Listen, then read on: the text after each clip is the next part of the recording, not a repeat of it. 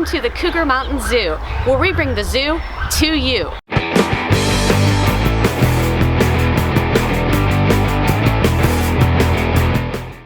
Hi, welcome to Cougar Mountain Zoo. My name is Morgan, and this is Zoo to You. We are here today to talk about wolves. Now, we do have 4 wolf boys that call Cougar Mountain Zoo their home. Their names are Huska, Tiza, Coleman, and Duna. Now these boys, they are almost 5 years old, so make sure when we reopen you come out and celebrate their birthday with us because they are just magnificent animals. Our 4 wolves, they each have their very own distinct personalities, just like humans. We've got Coleman. He is Mr. Confident. Duna is his biological brother. Duna's biggest love in the entire world is food. Tiza, he is our class clown. Oftentimes after the grass is cut, you will see a freshly green Tiza after rolling around in the grass. And Huska, a lot of people think Huska is kind of the lowest member of our little group, that he is the outcast, but in actuality, Huska is the most social of all of them. He gets everybody running and playing in the mornings, he pulls tails, and he's always got a big smile on his face. Now our boys in particular, they are what we consider gray wolves, and the term gray wolf is a bit of a misnomer because as you can see, they are not all gray in coloration. They can come in a variety of colors from all the way white like Mr. Tiza to all the way black like Huska and every color in between.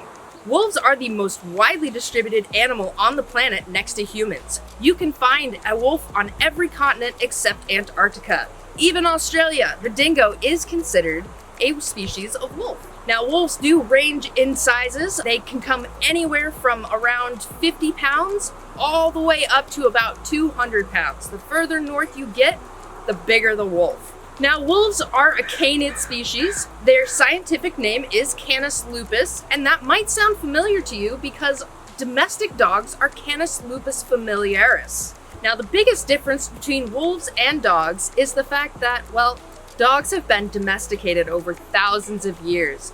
We have spent a lot of time working with them, training them, having them read our expressions. Wolves, on the other hand, they are very wild creatures. Now, wolves live in a pack, and that pack system used to be thought of as a strict dominance hierarchy, an alpha male, an alpha female, and subordinate wolves.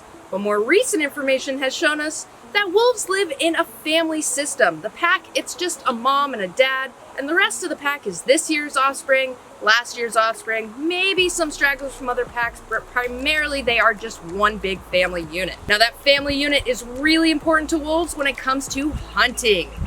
Wolves are carnivores. They do love eating meat, and in order to eat meat, they do have to be pretty good at hunting. And this is where the pack comes in. Because wolves, they need each other in order to hunt. They get together as a group, they find a herd of animals like deer, and they get that whole herd of animals running. And that's when they're gonna pick out the one that they would like to eat.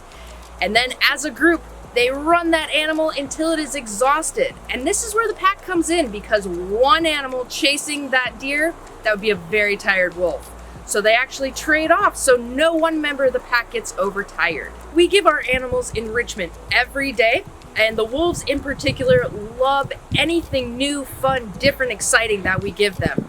As you can see in the yard, we do have some reindeer antlers and lots of sticks.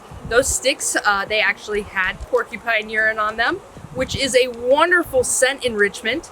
It gets their minds stimulated and active. And wolves, they see their world through their noses. So any way that we can stimulate their senses, it's going to make both keepers and animals very happy. Now today is a very special day. Our wolves are getting some shank bones. These are very thick bones that wolves will love to chew on. They will be spending quite a bit of time getting all of the meat off of those bones, and then they'll chew those bones until there's nothing left as well. Now, wolves like easy meals. I know I myself do as well. Burgers are very fast and easy and tasty. And for a wolf, their version of a burger is domestic livestock.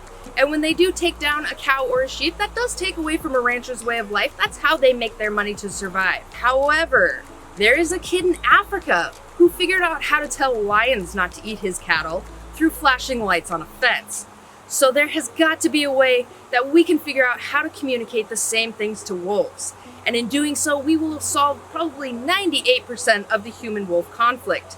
Because wolves, they are far more afraid of us than we are of them, and they really just want to stay as far away from us as possible. Alright, so there are a lot of little minds out there that are just brilliant. You guys are gonna save this planet, I know it.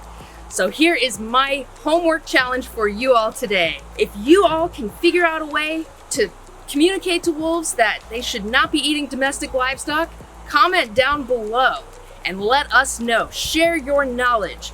Also, I really want to know how many different types of canines there are out there. Comment down below and let us know. Thank you guys so much for joining us today. My name is Morgan and this has been Zoo to You. Thank you for watching this episode of Zoo to You. If you would like to help support Cougar Mountain Zoo, please follow the link below.